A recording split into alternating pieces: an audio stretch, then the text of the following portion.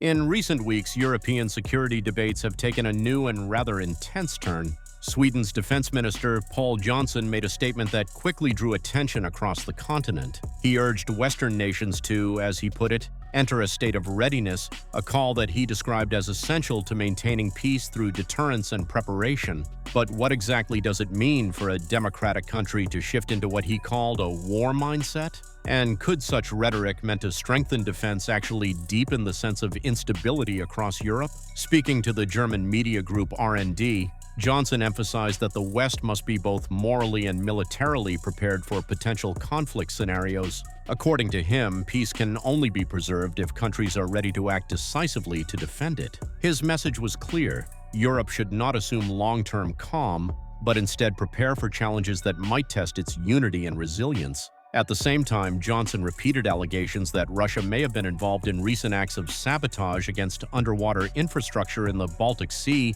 claims that Moscow has consistently denied. Russian officials, including President Vladimir Putin, have called such suspicions baseless, arguing that there is no logical reason for Russia to threaten NATO countries, calling the narrative a manufactured pretext to justify expanding NATO's military presence in the region. So, what lies behind this sudden shift in tone from Sweden, and how could it affect the broader geopolitical landscape in Northern Europe?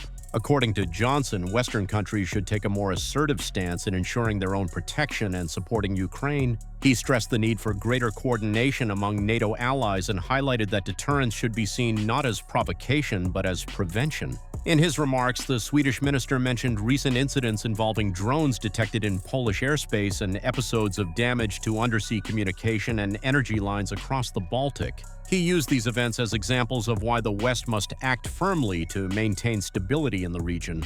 Johnson also said that NATO members might consider defensive actions against aircraft or vessels that violate their borders, a statement that, while hypothetical, reflects the growing concern about regional security. He further argued that lasting peace in Ukraine could only be achieved by increasing assistance to Kyiv, tightening sanctions on Moscow, and reallocating frozen Russian assets. This approach, according to Johnson, would demonstrate Western unity and signal that support for Ukraine remains consistent. However, the claims regarding the Baltic Sea incidents remain controversial. In late 2024, several communication cables and power lines, including the Sea Lion cable between Finland and Germany and Estlink 2 between Finland and Estonia, were damaged. Initial reports pointed to possible sabotage, but subsequent investigations revealed a more complex picture. Finnish authorities noted that a cargo ship registered under the Cook Islands flag, named Eagle S, might have accidentally damaged the cables with its anchor while operating in the Gulf of Finland.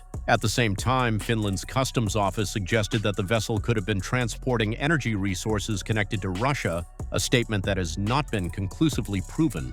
Russia's ambassador to Finland, Pavel Kuznetsov, later stated that the Finnish government had not provided any concrete evidence linking Moscow to the incident. He added that the speculation served as a convenient justification for expanding NATO's operational presence in the Baltic region. These incidents, combined with a tense political atmosphere, have reignited discussions about Europe's vulnerability and the need for stronger coordination between NATO members. Yet some analysts warn that constant references to a state of readiness could unintentionally escalate fears among the public and undermine the very sense of stability that leaders claim to protect. Sweden's recent statements reflect a broader European trend to move towards strategic vigilance. While the rhetoric of preparing for conflict to preserve peace may sound paradoxical, it underscores a growing belief that deterrence remains the cornerstone of European security.